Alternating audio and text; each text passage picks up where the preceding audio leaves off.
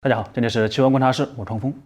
还记得我之前说过的一期人类史上最大空难，2架飞机在地面上相撞的特内里费空难吗？本以为经过此次事件会引起世人的重视，类似的悲剧不会再发生。可到了21世纪，悲剧居然重演。同样是一个漫天大雾的天气，同样是在地面，又有2架飞机撞上了。机上所有人全部遇难。那么当年究竟发生了什么？下面我们就先穿越回2001年，带大家了解一下这起空难的前因后果。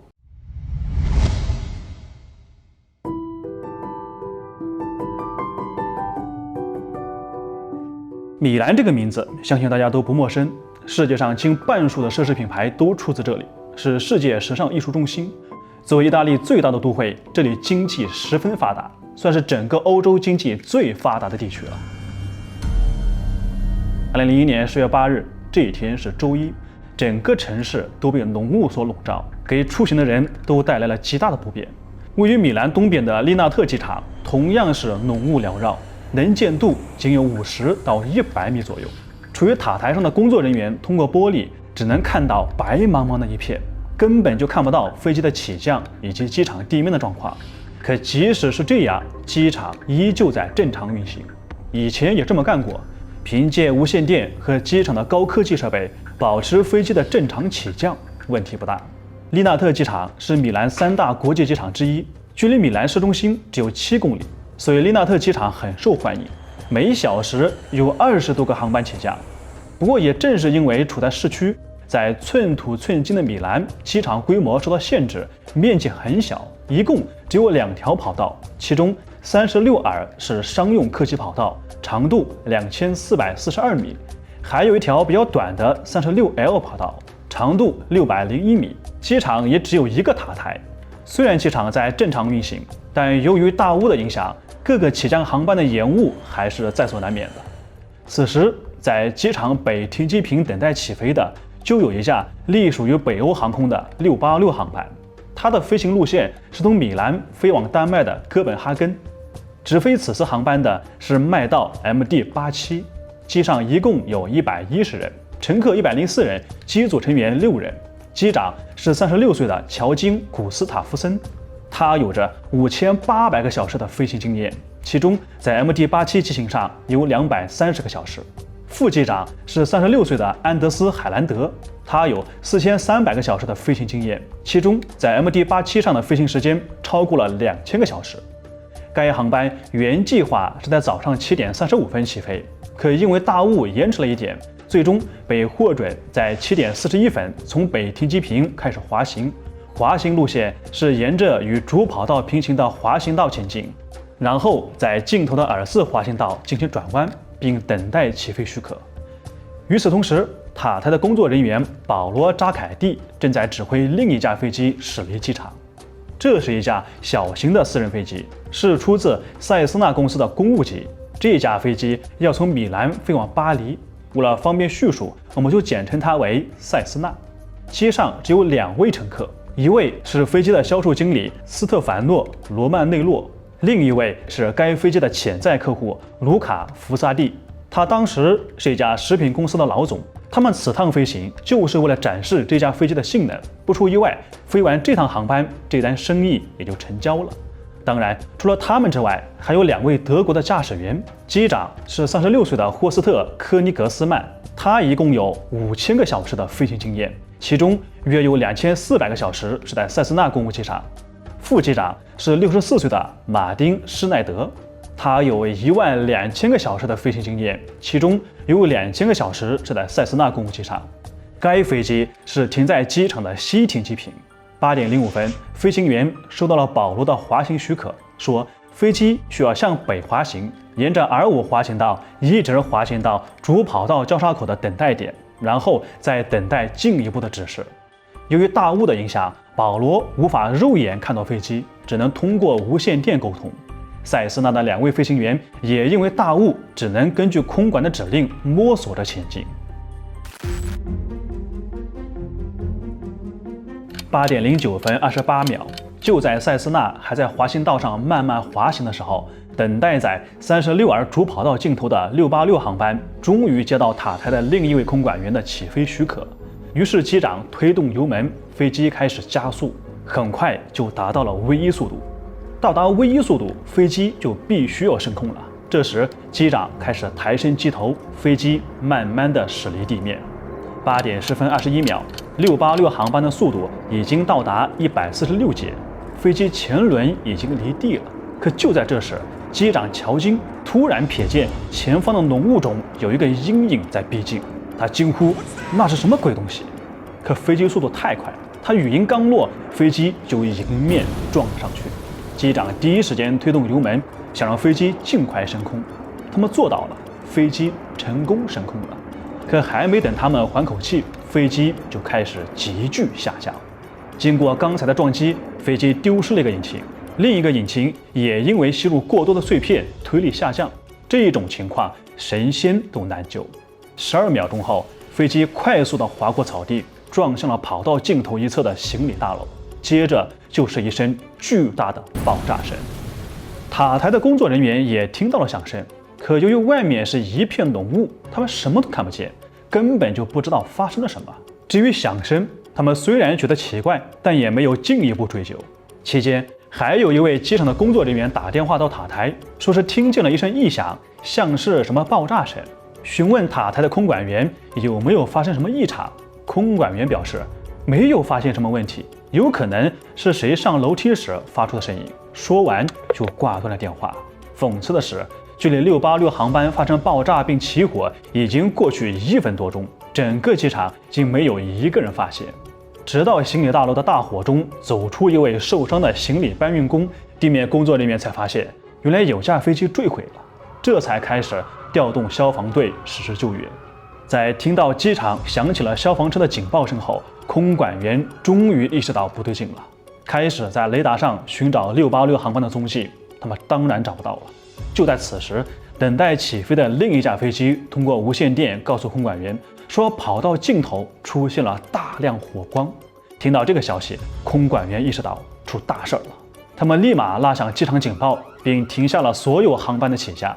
此时，距离686航班发生爆炸已经过去3分钟，行李大楼的火势非常大，再加上飞机残骸挡住入口，救援人员能做的只是先灭火。灭火期间，保罗发现原来不只是686航班出事了，还有一架私人飞机塞斯纳也失联了。于是机场的地面人员开始驾车寻找，最终在36R跑道中段发现了正在燃烧的塞斯纳残骸。而这时距离686航班出事已经过去了整整26分钟。由于发现的太晚，飞机已经被烧得不成样子，机上4人早已身亡。而另一边的686航班上的110个人也全部遇难。另外，坠机还导致了行李大楼里的4位工作人员葬身火海，外加4人受伤。最终，这一起在地面上发生的空难一共造成了118人遇难，4人受伤。这也成为意大利航空史上最严重的空难事故。虽然没有人看见事故是怎么发生的，但从2个飞机的残骸不难猜出2架飞机发生了撞击。空管员就搞不懂了，按道理来说，塞斯纳是沿着R5滑行道滑行，而686班机是沿着36R主跑道起飞，他们都没有交集，怎么会发生撞击呢？这次空难调查和以往有点不一样，是意大利警方第一时间接手，而不是专门的空难调查团。因为在这起空难的前1个月发生了911袭击事件，所以意大利方面把空难当成了刑事案件来调查，警方第一时间就封锁了现场。可术业有专攻，对于空难调查，专业的空难调查团才是最恰当的，因为他们会根据残骸等信息分析出空难的原因，并以此做出改进，改善飞行漏洞。可警方并不懂这些啊，他们只是尽量清理飞机残骸以及检查遇难者的遗体，看看是否属于刑事案件。这也就导致了专业的空难调查团来了之后，并不能第一时间进入现场。还好警方很快就排除了刑事案件的可能。随后，意大利国家航空安全局以及北欧航空组成了联合调查团，才正式接手调查。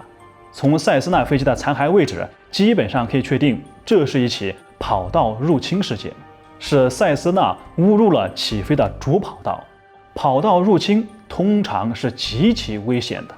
可令调查人员难以置信的是，机场员工很淡定地表示，跑道入侵在利纳特机场并不是啥新鲜事儿，经常发生，平均1周就发生一次。所以明确是跑道入侵事件，但还是要搞清楚具体的原因和过程，这无疑得先找到飞机黑匣子。可塞斯纳这架私人飞机是没有装配黑匣子的，唯一的指望就是686班机的黑匣子。可当调查团赶到坠机的行李大楼时，是彻底蒙圈了，大眼瞪小眼，因为飞机残骸不见了，倒不是被人偷了，而是因为意大利警方的出色办事能力，将残骸当垃圾运走了，全部堆到了机场的一个直升机停机坪上，而且是2架飞机残骸胡乱地堆在一起。要知道，飞机残骸的位置会透露出很多信息，对于分析事故是至关重要。这一下被好队友这么一折腾，是啥也看不出了。好在这堆残骸中找到了黑匣子。解读黑匣子期间，调查人员根据机场的地图尝试分析出撞击过程。可以确定的是，撞击地点是从36R跑道起点算大概1500米的位置，也就是主跑道与R6滑行道交叉口的附近。686班机是在主跑道上起飞，路径不存在问题。那么问题应该就出在了塞斯纳之上，它怎么会出现在主跑道上呢？更加巧合的是，就在撞击24小时前，有另一架飞机犯了同样的错误，本来是沿着R5滑行道滑行，结果却阴差阳错的滑行到了R6滑行道上，差点和跑道上起飞的飞机撞了。幸好前一天天气晴朗，2架飞机都能看见彼此，才幸免于难。看来飞机走错路这种事儿，在利纳特机场还真是常事儿。调查人员觉得应该是机场的调度问题。虽然塞斯纳上没有黑匣子，不过塔台工作人员的无线电通信还是有记录的。从语音记录上可以听到，空管员保罗确实让塞斯纳沿着R5滑行道滑行，但语音记录里很快就出现了第一个疑惑点。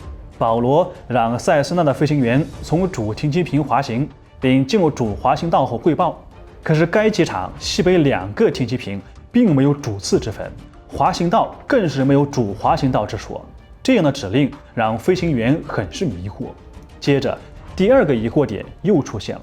当保罗询问塞斯纳到什么位置时，飞行员回话到了 S4 滑行道，保罗却是一脸懵，因为他也不知道 S4 在哪儿。机场地图上也没有。为了解开谜团，调查人员决定沿着R5和R6亲自走一趟，从飞行员的角度来看一看问题到底出在哪儿。经过实地走访，果真发现了问题所在。从西停机坪出发后，第一个交叉口是 R5和R6滑行道的交叉口，可是地面上的黄色标记很是模糊，就连晴朗的大白天看得都不清楚，更何况是在雾天。除了地面的印刷不清楚之外，机场很多标志也都不清楚，有近一半被杂草掩盖。大白天或许还能瞅见，可一旦大雾天，飞行员就只能抓瞎了。调查人员沿着R6滑行道检索，终于找到了 S4 滑行道。这个 S4 滑行道就是R6滑行道通向跑道的道路。奇怪的是，地面上明明是有标记的，可机场的所有官方地图上却都没有标记 S4， 就连空管员都不知道所谓的 S4 是什么。如果空管员保罗知道这条 S4 滑行道，那么他就会知道塞斯纳走错路了，也就可以制止这场灾难。基于以上3点，调查人员基本上推演出了飞机出事的过程。塞斯纳的飞行员在接到保罗的指令，沿着 R5滑行道滑行后，从西停机坪出发，在第一个交叉口因为大雾看不清地面标志，拐错了方向，走到了 R6滑行道上，然后一路滑行。也是因为大雾，飞行员和保罗都没有发现走错路了。当塞斯纳回报说到了 S4 的时候，保罗因为不知道 S4 这条滑行道，有点迷糊，就指示塞斯纳继续滑行。这个时候686班机在另一位空管员的调度下已经开始起飞了。当塞斯纳滑行到主跑道上的时候，刚好碰上了正升空的686号班机，因为速度太快，两架飞机无法躲避，最终撞上了。看上去事故原因是找到了，可仔细想想还是不太对。要知道，为了安全起见，机场都装备了地面雷达和动作侦测传感器，这些都可以让空管员第一时间就发现飞机的位置。就算飞机走错了路，他们也会立马发现的。而且从滑行道通向跑道还有一个等待点，类似红绿灯的标志，只有经过塔台许可才能通过。可为何在这起撞击事故中，塞斯纳从一开始就走错路了，机场没有任何人发现呢？调查人员再次实地调查，很快又发现了2个问题。调查人员走到动作侦测传感器旁边，并做出动作来触发传感器。按道理来说，这个时候塔台上就会响起警报，可事实上警报压根就没响。原来警报器早在几年前就被关了，因为经常有小动物或者维修车辆触发警报，机场嫌麻烦，干脆就关掉了。最后一个问题是没有地面雷达。首先科普一下地面雷达的作用，不管是大雾天还是晚上，空管员都可以借助地面雷达实时知晓飞机的位置。如果没有地面雷达，在大雾天或者夜晚，空管员就成瞎子了。利纳特机场本来是装有地面雷达的，后来还计划将地面雷达升级，所以将旧的雷达给拆除了。结果新的雷达放在仓库1年多时间都还没装上，所以机场在很长一段时间内都处于没有地面雷达的状态。众多 buff 叠满，让空管员成了瞎子，他们只能通过无线电沟通来确定飞机的位置。最后，塞斯纳在错误的道路上滑行，空管员也不知情，这才导致了撞击事故。后经过检查，塞斯纳飞机上有3位死者的肺部存在大量烟灰，这也就意味着一个残忍的事实：这3个人在撞击之后并没有马上去世，而是在等待救援的过程中被大火给活活烧死的。而塞斯纳是在事故发生后26分钟才被人找到的。后来686班机黑匣子里的内容也证实了686班机上的2位飞行员是完全按照指令行事的，也得到了起飞许可，一切都是那么的有条不紊，他们并没有任何过错。根据黑匣子中的录音，撞击的时候发出了3次撞击声。调查人员认为，首先是686班机的前轮先碰到了塞斯纳的尾翼，然后是左右2个主起落架分别撞上了塞斯纳的机身。在撞击过程中，686班机的右引擎被撞掉，后来左引擎也因为吸入太多碎片而受损严重，失去引擎的飞机坠毁是注定的。2004年1月20日，调查团发布了最终的调查报告，认为此次事故是塞斯纳飞机侵入了主跑道导致的，但是塞斯纳的飞行员并不承担责任，因为他们在大雾中被模糊的滑行道标志误导，同时机场安全系统又不够完善，所以才导致了灾难。从调查的结果上来看，机场和空管员有着不可推卸的责任。机场方面设备缺失，在恶劣天气缺乏足够的视觉辅助工具，标志不清，空管员用意大利语加英语沟通，无线电通信未使用标准用语等等。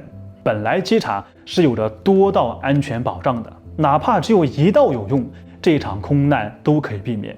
可机场方面和空管员愣是将所有希望都浇灭了。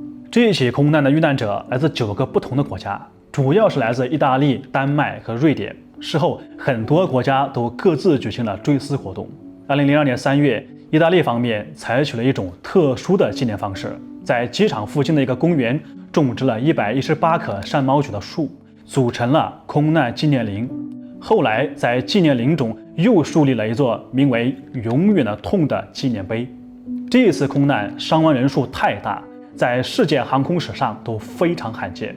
意大利包括欧洲民众无不震动，他们都希望彻查到底。确实，这场空难和以往有些不同。以往我们说过的空难，无非就是一些保险公司、航空公司赔款，并不会追究到某个人的刑事责任。可这一次不一样。2004年4月16日，米兰的一家法院裁定有4人对此次空难负有刑事责任，其中机场总监文森佐·福斯科以及空管员保罗·扎凯蒂都被判处8年有期徒刑。前机场负责人弗朗切斯科·费德里科和空中交通管制局的负责人德罗瓜纳诺被判6年半有期徒刑。2006年7月7日，法院经过重新审理，确定文森佐和弗朗切斯科并没有过错，无罪释放了。不过，仅仅3周之后，意大利议会利用赦免法将所有人的刑期都缩短了3年。2007年2月20日，意大利最高法院宣判了最终结果，法院维持了德罗瓜纳诺的6年半徒刑，保罗的3年有期徒刑。另外，前空中交通管制局的总干事法比奥·马尔佐卡4年4个月有期徒刑，机场前官员安东尼奥·卡万纳和洛伦佐·格雷基分别维持了3年零3个月的有期徒刑。这一起空难之后，利纳特机场进行了一系列的改进措施，安装了地面雷达，启用了动作侦测警报，地面标志也重新印刷了，机场布局也更加合理。在这之后，机场再也没有发生过跑道入侵事件了。可惜，这一系列改进措施是用118人的生命换来的。好了，那以上就是今天的故事。如果你喜欢看我的影片，可以点赞、订阅并开启小铃铛，这样你就不会错过我的任何影片了。那我们下期再见。